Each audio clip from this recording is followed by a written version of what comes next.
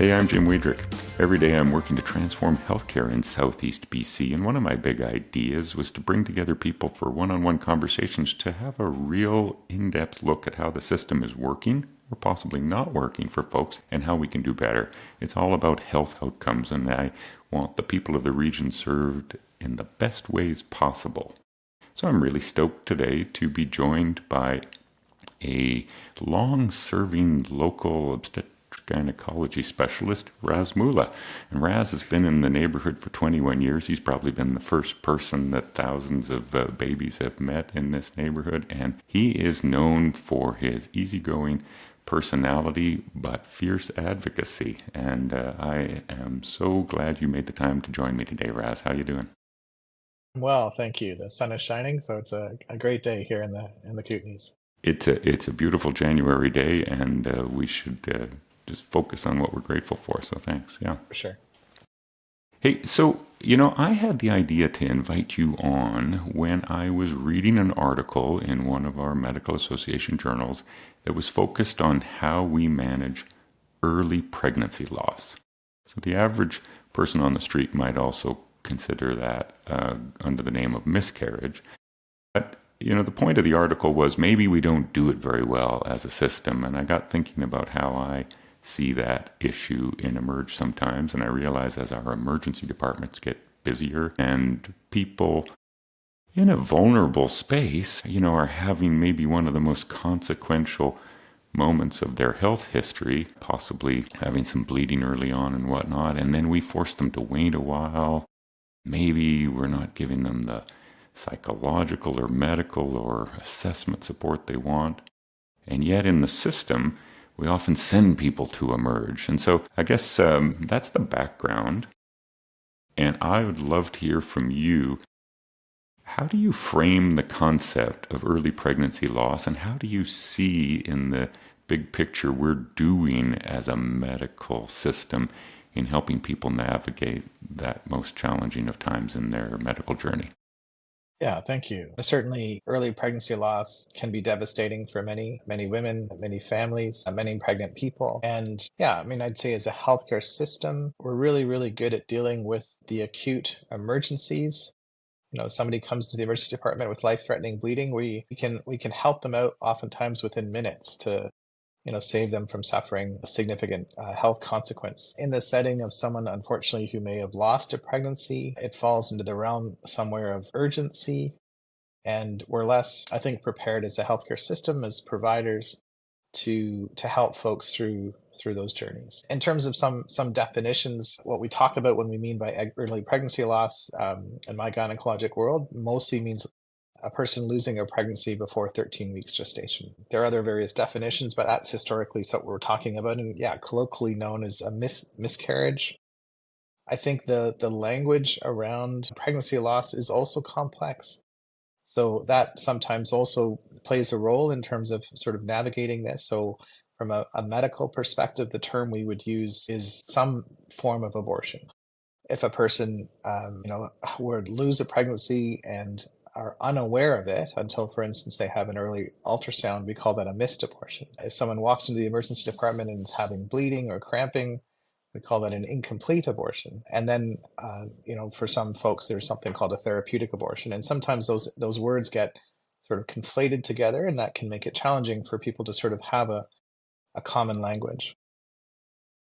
Early pregnancy loss is unfortunately very common.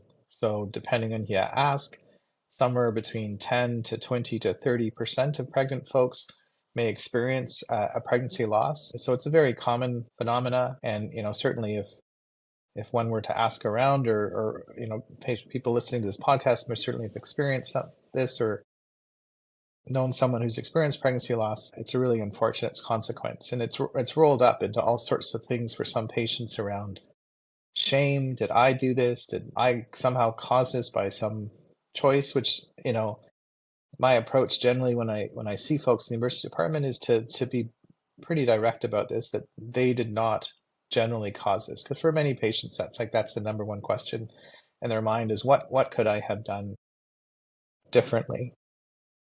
I think, again, as a healthcare system, this is a common healthcare problem.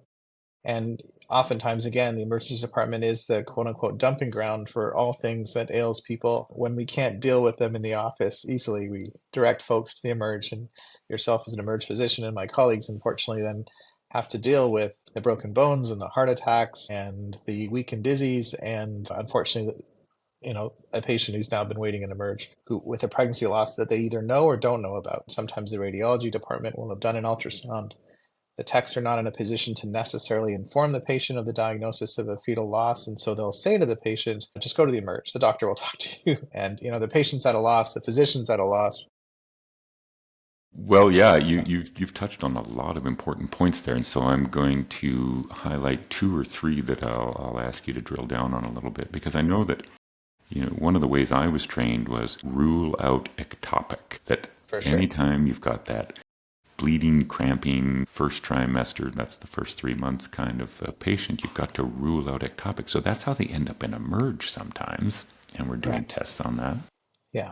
And yeah, the second thing is, the availability of ultrasound to quickly sort of help us do that. We actually do really well probably in Nelson, but I don't think that's the truth everywhere else. If you start your medical trip in Caslow or Grand Forks or some of these other places, it's harder to get an ultrasound right away. Yeah, no, absolutely. Certainly, again, the training of physicians, understandably, is very pathology and morbid focused. You always want to know the top five things that you don't want to miss. It's potentially going to kill somebody. And ectopic is up there in terms of the differential diagnosis for early pregnancy bleeding or pain. Statistically speaking, the incidence of ectopic pregnancy is lowish, about 2%. But as you can appreciate, there are a lot of pregnant folk out there, and so 2% is not zero. And again, the consequences of quote unquote missing an ectopic or not necessarily making a diagnosis can be devastating and catastrophic. There's old studies suggesting that thankfully these are rare phenomena in North America, but women who die of ectopic pregnancies, and that occurs maybe in about 9% of maternal mortalities, have invariably seen almost four or five or half a dozen physicians or care providers oftentimes before they pass away. Because again, like many things in life, things aren't necessarily obvious until they're obvious. So it's true. I think it's all drilled into us. Someone's pregnant, they have bleeding, you need to rule out an ectopic before anything. The reality is, thankfully, this is an uncommon phenomena. The vast majority of women who have bleeding in pregnancy don't necessarily mean that the pregnancy has failed. And if it has, invariably, it's an intrauterine pregnancy. In the bigger cities, there are streamlined, specialized clinics called EPACs, or Early Pregnancy Access Clinic, I think is where the A stands for, which, I think serve their population very well. They have family physicians and gynecologists who have the dedicated time to spend with these patients. They have nurses, they may have access to counselors, the providers do themselves may do the ultrasound. And so, if you're in Toronto or in Vancouver and you're potentially experiencing pregnancy loss or suspected pregnancy loss or known pregnancy loss, then oftentimes you can bypass the emergency department and the EPAC clinic will address your concerns. Can we create such a thing in the Kootenays is challenging. As you can appreciate, everyone is stretched. It's certainly been rattling around in my head for some years in terms of how we can do this better. I think, again, oftentimes these these situations are not emergencies, but it is important to potentially rule out an ectopic. And invariably, how that works is either a blood test of something called a quantitative HCG. You generally need at least two, 48 to 72 hours apart, or an ultrasound. And so those are, again, things that are not necessarily easy to access on a Friday afternoon in your doctor's office. And so invariably, the patients need to go to the emergency department.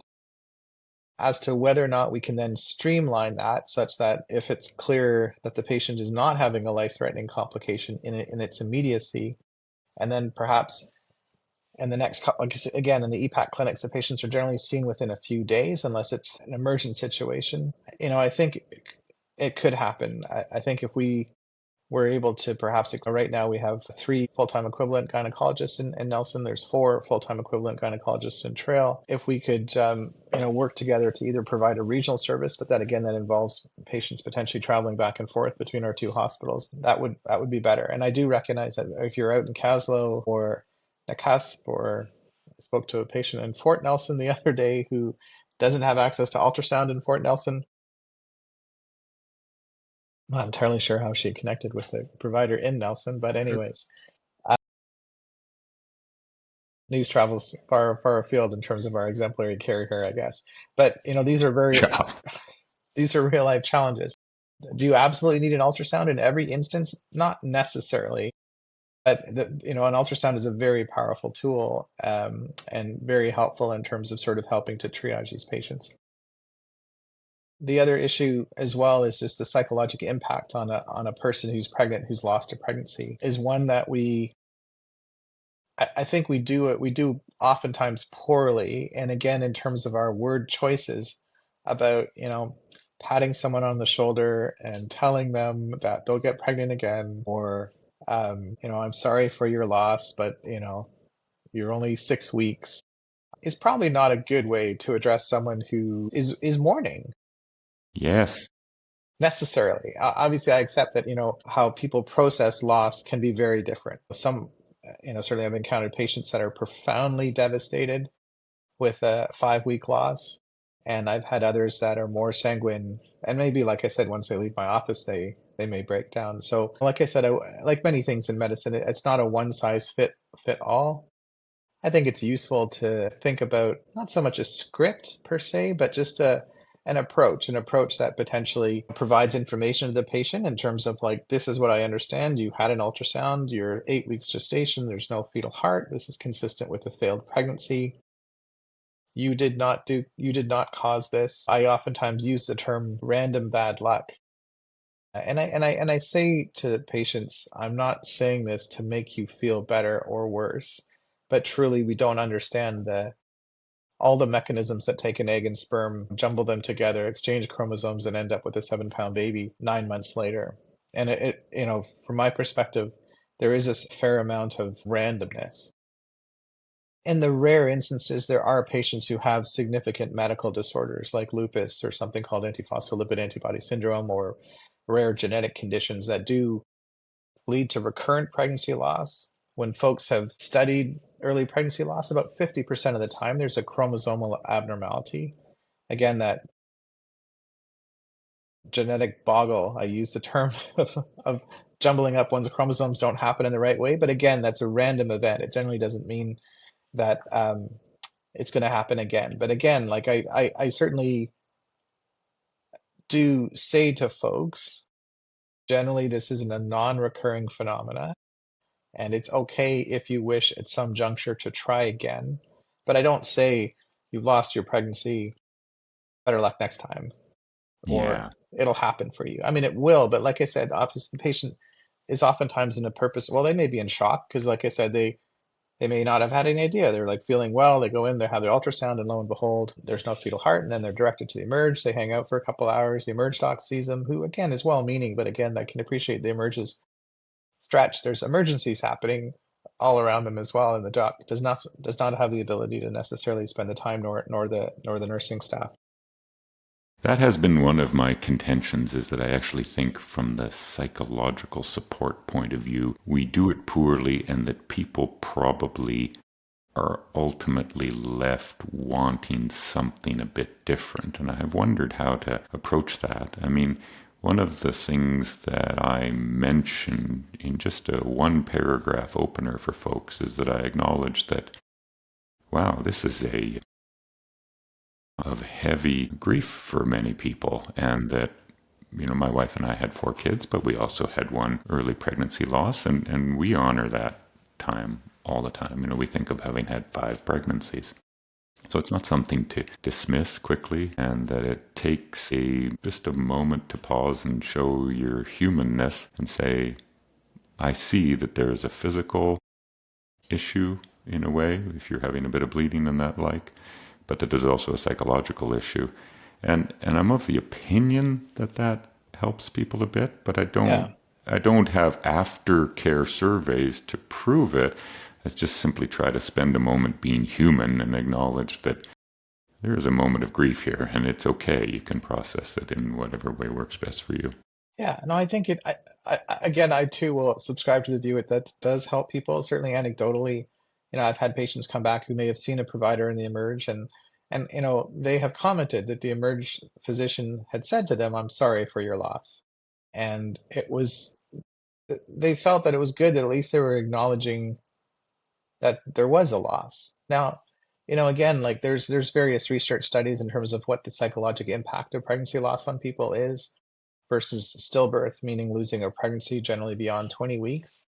And oftentimes they're very similar, despite the fact you don't have unfortunately, sometimes women will lose their pregnancy at 36 weeks and they're holding this deceased child in their arms, which again is sad for everybody. Obviously, most often the parents, of course. Certainly I remember speaking to a palliative care physician, in fact, and they had written a lot about loss, and we had this conversation about sort of how do you approach a pregnant mom who's lost her pregnancy, and his eyes glazed over, and he said, I don't know, because um, oftentimes, like if one unfortunately has lost an infant child or an adolescent or a sibling or a parent, you have memories of that experience. You have good memories, hopefully, that you can draw upon to offer you comfort. Whereas in the setting of a pregnancy loss, you sort of have these future thoughts about, what color are we going to paint the room and all these things and these things that are a fiction to some extent or a fantasy, but people think about the future oftentimes in pregnancy, and that isn't going to come to fruition in that particular pregnancy. And so, how to process that sort of quote unquote future loss is difficult for many. I do also know that again, people process loss in different ways, and again, like I wouldn't say there's a cookie cutter approach. And oftentimes it's nuanced in terms of like how this patient is reacting to the news but there are folks that are sad and some, to be honest, that are mad and some that are glad and some that are experiencing all of those emotions. And I do, in some instances, give them the space to recognize that it's okay not to feel sad. For some folks, 50% of pregnancies in Canada are unplanned. For some folks, oddly or not oddly, there is a sense of relief in them not being pregnant because they're having to struggle with the choices about, do I want to stay pregnant? Do I want to end this pregnancy, et cetera, et cetera. And then them finding out that they've lost a pregnancy actually is not the worst thing in the world for some.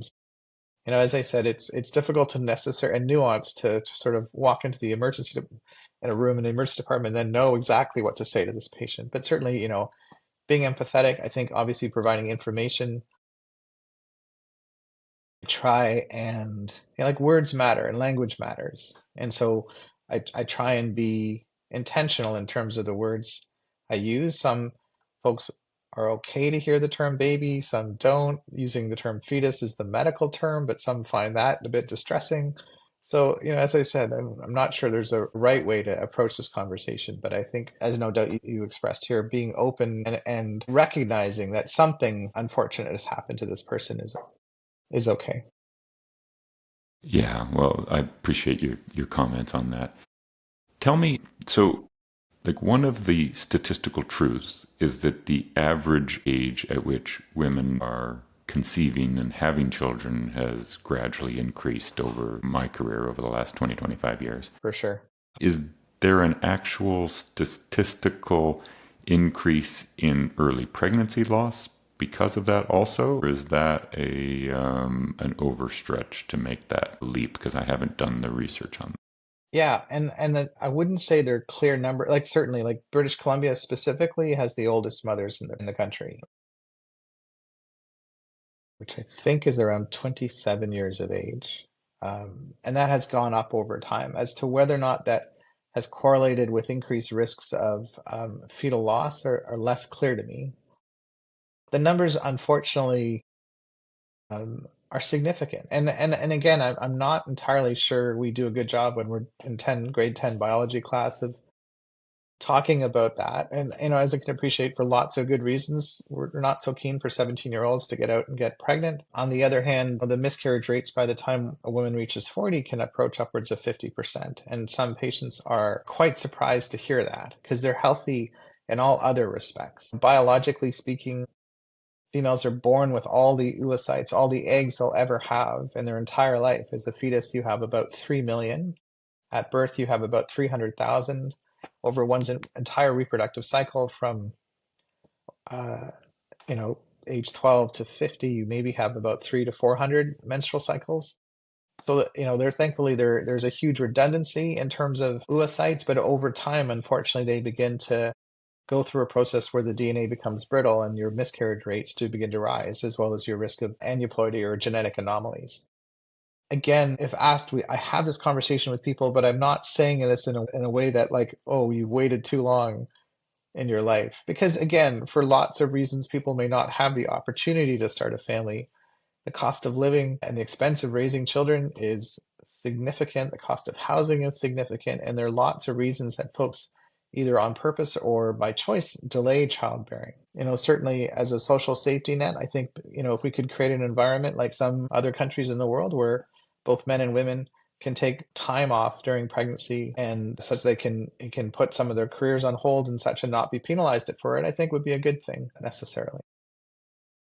Yeah, yeah, those are actually big questions as a society we need to wrestle with a little bit more. And I agree with you that I don't get the sense of the patients that I encounter, and of course that's a unique subset, but that they've really wrestled with the concept of how frequent a pregnancy loss early on can be, and that maybe whether it is through our social constructs, the way we discuss these kind of things or don't discuss them, or the way we teach this in schools and prenatal classes. Yeah, I'm not sure that everybody's actually wrestled with those notions to the extent that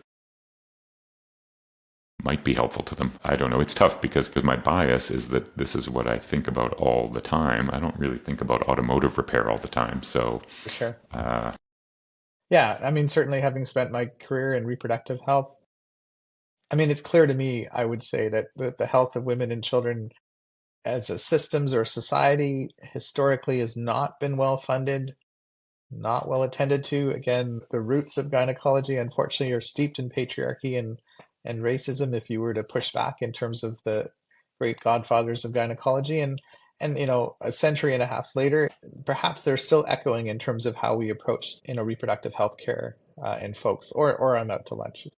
well, you have to have a take, and your experience informs your take. So I'm open to everybody's take. Thank you for that. Yeah, but like I said, I think as you alluded to, for many patients, I think encountering them in the emergency department, there is an element of guilt. And if I had anything to say to providers and patients, is just to recognize that these things happen, they're random, and that they will get appropriate care, hopefully. Like I said, certainly, unfortunately, I do encounter patients sometimes that bounce back and forth between the emergency department or elsewhere, or through choice of avoiding healthcare providers, and then unfortunately complications ensue. So, really good overview. What else is going on in the field of OBGYN, either locally or at big picture levels, that is like front of mind early in 2025? Do you have one or two other hot topics that everybody's really wrestling with and might be useful for the public to understand? Yeah, I mean, I think, well, again, as a province, I think we've been at the forefront historically of innovation in reproductive healthcare. So, BC was one of the first provinces to license midwifery, and midwives provide a significant portion of deliveries in the province. The latest sort of issue for us as care providers are the announcement by the provincial government of stopping the funding, well, the options clinics across the province, which provide STDI testing, some pregnancy counseling, and primary care screening for thousands of patients. As I understand, their funding has been substantially reduced from around upwards of 50 clinics to possibly three. It's unclear as to how all those folks are then going to get the care they need. It would appear, unfortunately, the default then will be the emergency department, which is the worst place in the world to go to get, cervical cancer screening, or not the worst place. There are worse places, but like, as a, Your um, phraseology is understood. It's all good. yeah, it's not a benefit to the emerge physicians. It's not a benefit for patients. It's inefficient use of everyone's time, and most importantly, including the public. So, like I said, there's a significant amount of advocacy that's going on right now provincially to try and change the funding model. BC, well, almost a year ago, was again the first province in Canada to start funding contraception for folks, which again, from my point of view, is a good thing. Obviously, people may have very, very different opinions, but I'll just give you my opinion. And again, like I think that's really helped many folks. But again, in the situation now, how are people going to access IUD care or getting a prescription for a birth control pill or whatnot, if need be, if they don't have the options and they don't unfortunately have a primary care provider? Again, it will become unfortunately the emergency department that's writing prescriptions for birth control, which again is not their that should not be the role, because ideally you need someone to follow folks up and all those things. Yeah, it points to some of the frayed edges all around our system when you start seeing certain things show up and emerge. It's very canary in a coal mine kind of thing. If people are coming in asking about X, Y, and Z, yeah, we're not really doing great for X, Y, and Z if I'm seeing those folks. Yeah. So do you have the impression then that this decision around options is in active debate or potentially being reconsidered? Because I have heard pushback from a couple of different angles about that, or what do you understand like the latest info is? Yeah. Well, we have a new health minister, and she is a rural, I think originally from Tofino. So I think she gets it, hopefully. I spoke to the CEO of the IH the other day, and she was confident that a solution will be forthcoming because she recognized it. Because the default of not having provincially funded options for sexual health clinics would be potentially the health authorities would take this on. She also mentioned the mandate from the government just now is budget constraints and control. So I don't see the IH being able to necessarily come up with the thousands of dollars it would take to fund these clinics without cutting other invaluable health services as well. So, I recognize there's a finite pot of money, and government and public needs to be, respectful and comprehensive in terms of providing care. Reproductive care providers, of course, we think were the most important. Everybody has their niche and For everybody has sure. their focus. Yes. I am so glad you came on today, Raz. It Yeah, was thank you so much. fun to cover a tough topic, I think, but you gave it some good structure, and I hope it prompts some discussion and people to think or ask some questions. I am always interested in people's feedback, so if they're open to commenting or send me an email at jimwiedrick.ca. Yeah, Thanks for your time, wonderful. Raz. Thanks so much, Jim, for the opportunity.